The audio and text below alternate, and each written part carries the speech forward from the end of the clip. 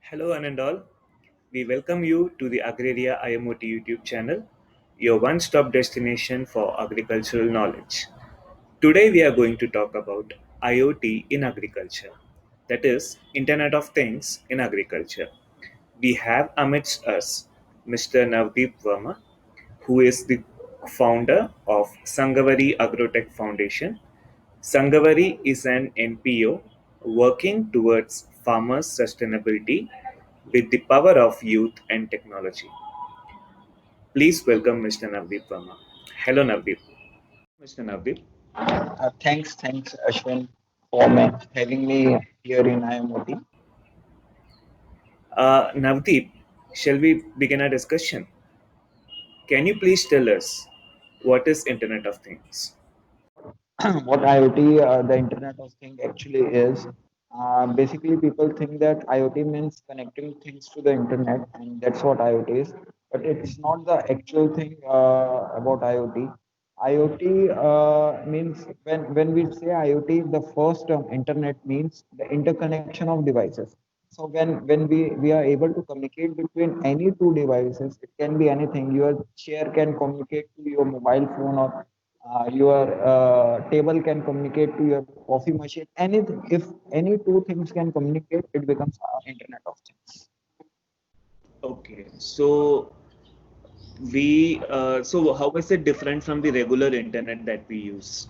Can you just brief us for our viewers? Okay, so what internet means is internet is when we say internet in general, we what we mean is the IP, Internet Protocol, or the World Wide Web. So the World Wide Web, what World Wide Web or the IP is, it's a general protocol used to connect to a public network in which everyone gets connected and share information using web pages, servers, and all those sort of things. So this is the concept of IP, Internet Protocol. But when we say internet, it's just the internet means interconnection of the thing, interconnection between any two devices, or any in terms of Internet of Things. It's instead of devices, we term the devices as things like.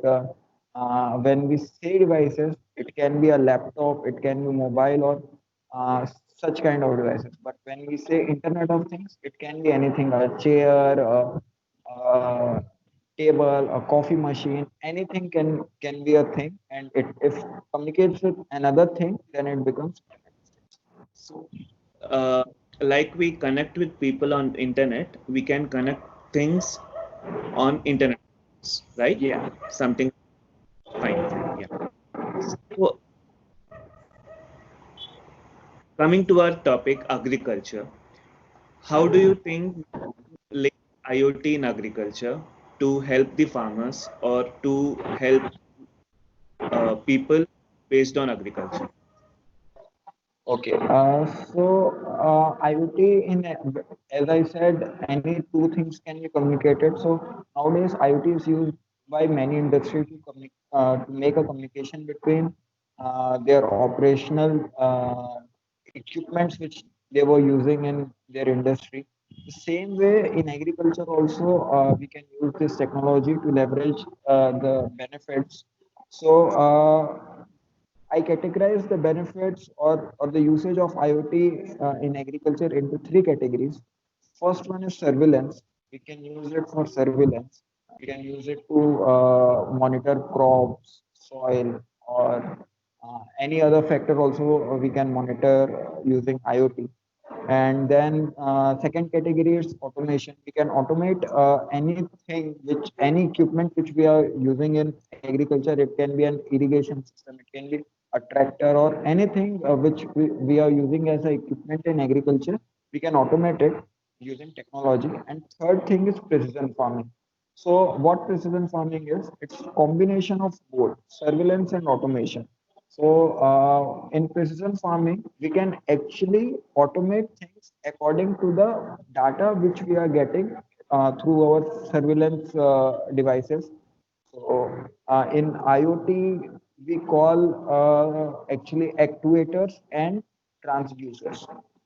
So what these actuators and transducers are, so coming down to transducers, it's actually sensing any data and converting it into the electronic format so that we can make sense out of it. For example, if light is coming down into my table, if I can convert it into a electric signal and further on I can process it into a human readable format.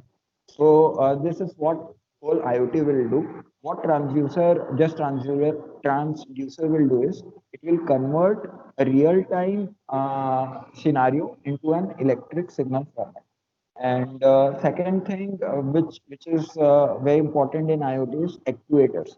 So based upon the data which we are getting from this transducer, we actuate certain things. And what do I mean by actuate is I control certain things. For example, in agriculture, I can control the irrigation system based upon the monitoring, like soil moisture reading or soil temperature reading. I can actually actuate my system, my equipment, and set it for like, for example, if I want, if my soil moisture is 60%, I want to turn on my irrigation system.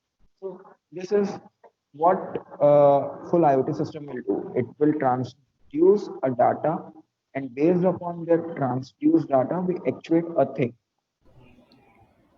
How can IoT be deployed in various stages of agriculture, like from land preparation right up to supply chain management? Okay, we can use, like, for every stage we need some equipment, right? For example, if you are talking about this land preparation, we need tractors for that. So if we can automate those tractors, if we can do a surveillance before land preparation. So this is how we can leverage IoT in each and every process. Because if you will see agriculture, we use many equipments throughout the process of harvest, starting from the land preparation to the sales of the agro products.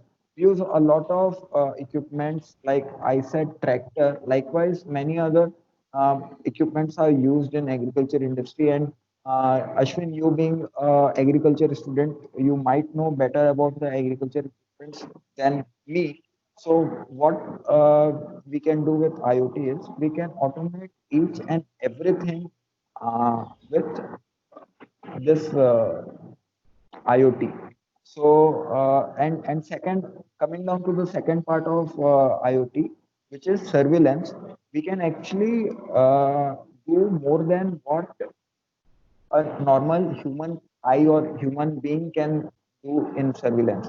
For example, if I want to do a crop inspection, I can see what a normal eye is saying, like just how green the leaf is there any patches in the leaf, or is there any insect or pest into the leaf.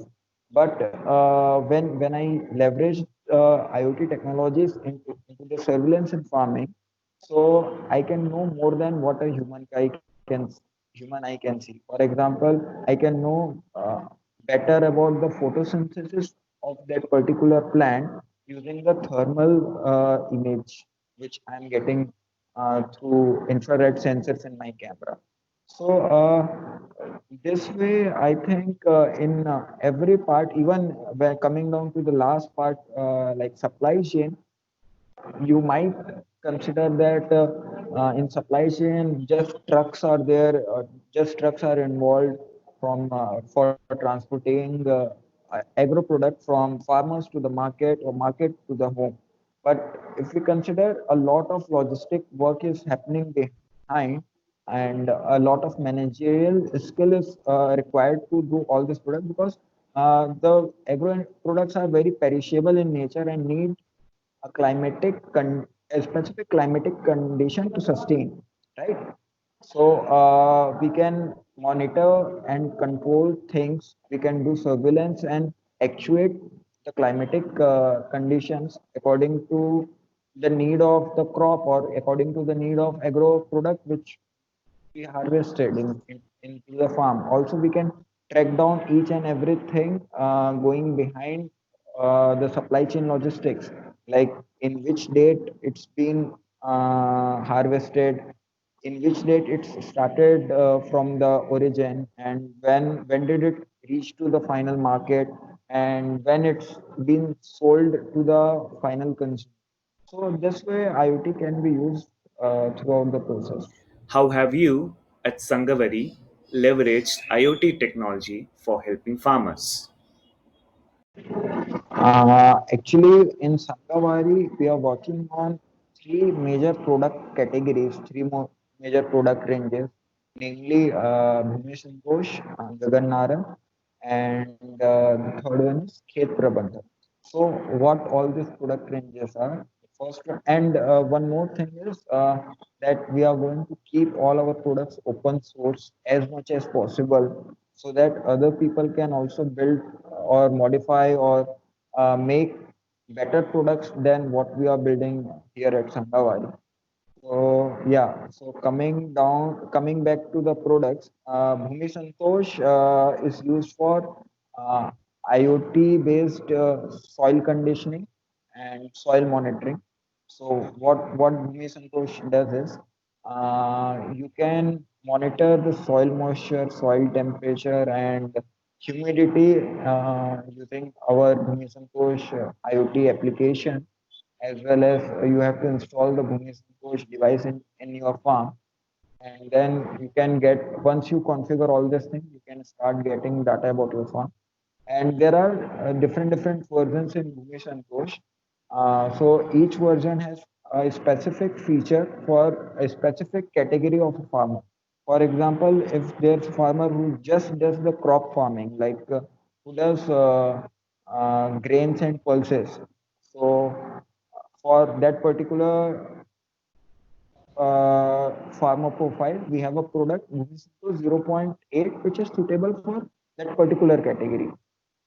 Other than that, there's a product range called Bhumi Santosh 1.0, which is very much specific to the horticulture farmers.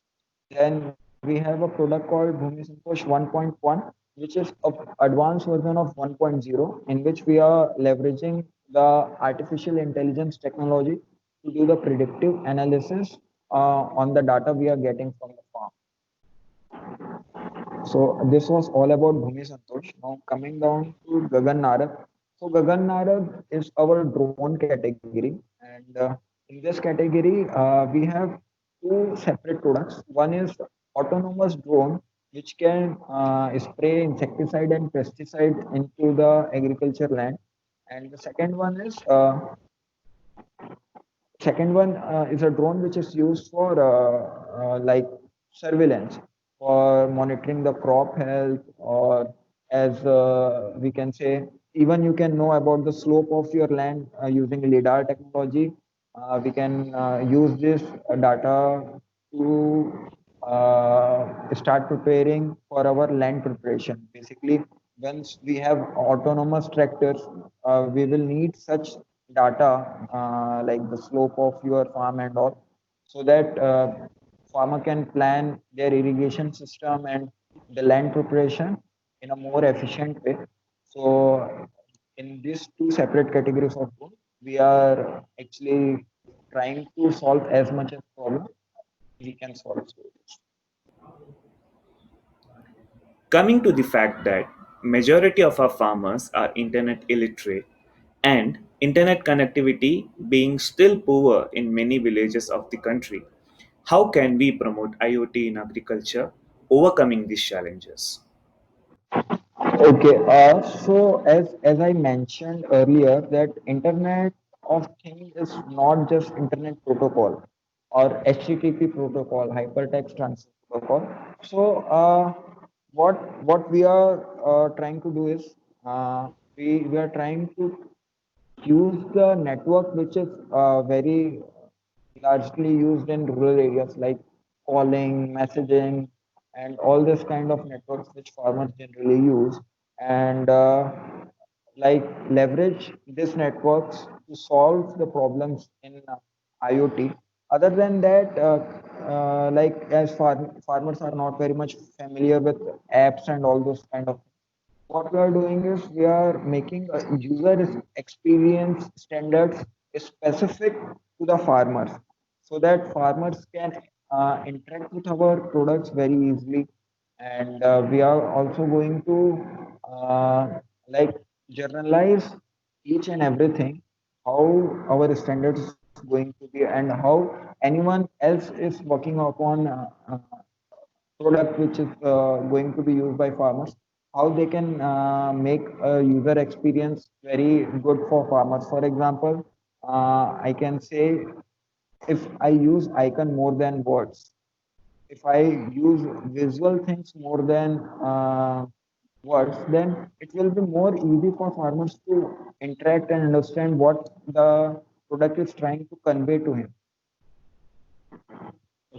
And other than that, I forgot your second bit of your question. So, can you repeat the second bit of your question? My question was like internet literacy you have answered, but the next question is about the accessibility. Like they don't have proper internet connection. How do we actually solve that issue? Okay. And so, if like I think I answered both the questions in this answer. Like for if people don't have internet access, we are going to create Internet of Things product, which is using the existing network which farmers have. And like second part is internet illiteracy, about internet illiteracy. So we are trying to create such a user experience for farmers, which is very easy for them, which they can easily read, understand, and easily interact with it. How can the youth of our country leverage IoT for transforming agriculture in India? Okay. So all the youngsters who are trying to make a career in IoT, or who are trying to solve something for farmers using IoT. So how they can leverage is, one very easy way is they can join Sangavari, and we are going to give mentorship to them. Other than that, they can also, there are multiple resources available in the internet through which they can learn Internet of Things. Once they learn the Internet of about Internet of Things, how they are going to approach towards a job, or you can say how they can approach to make a product out of it. So I think they have to consider farmers in the mind when they are making product for them. Right now, I'm seeing many youngsters are coming into the IoT world, and they are making the same product again and again, like Bhumi Santosh I'm talking about. So they are making the same Bhumi Santosh again and again, and they are not adding any value to the product as well as to the farmers. If I simply make a product who is doing soil monitoring and automated irrigation, and I'm not able to convey the benefits of it. I don't think that am being a successful in developing that particular product, until and unless your product is not able to convey what are the benefits of using your product, and it's not been accepted by the community for which you are making, then it's a utter fail for you. So that's why we are trying to keep it open source. We are trying to keep everything open source. So it's like by the people for the people kind of concept in the open source. Like people can build all these products according to their own need, whatever benefits they think that will be for them, they can modify it to according to that. And farmers itself can't do those modifications.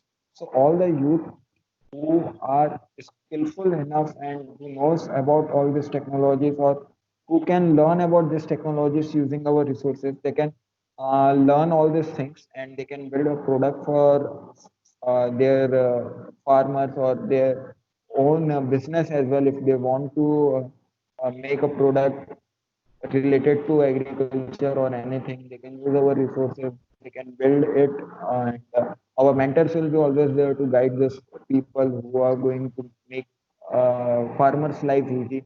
And we are very much specific to tier 3 students, because what I believe is if we are able to solve the problem in tier 2 cities, then we will be able to make a big impact.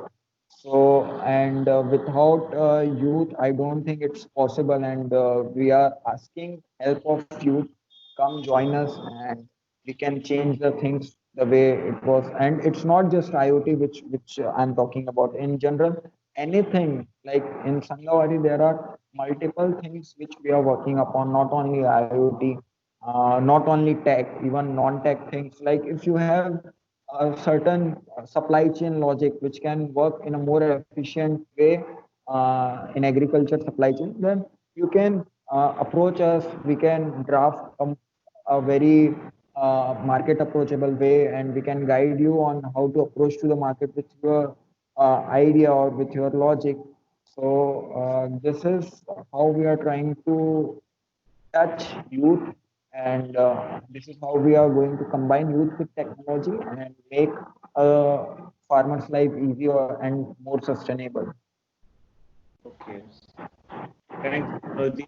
Really a great opener for us. Thank you for our presentation and being with us, being part of this session. Thank you. Dear viewer, for more agriculture environmental information, kindly subscribe to the Agraria IMT YouTube channel. Thank you. It was my pleasure as well to have in such a platform and interact with you, as well as I think the message which I wanted to deliver will be get delivered in a more efficient way using your platform. And guys, please subscribe to IMOT and Igeria YouTube channel. Okay, thanks, Ashwin.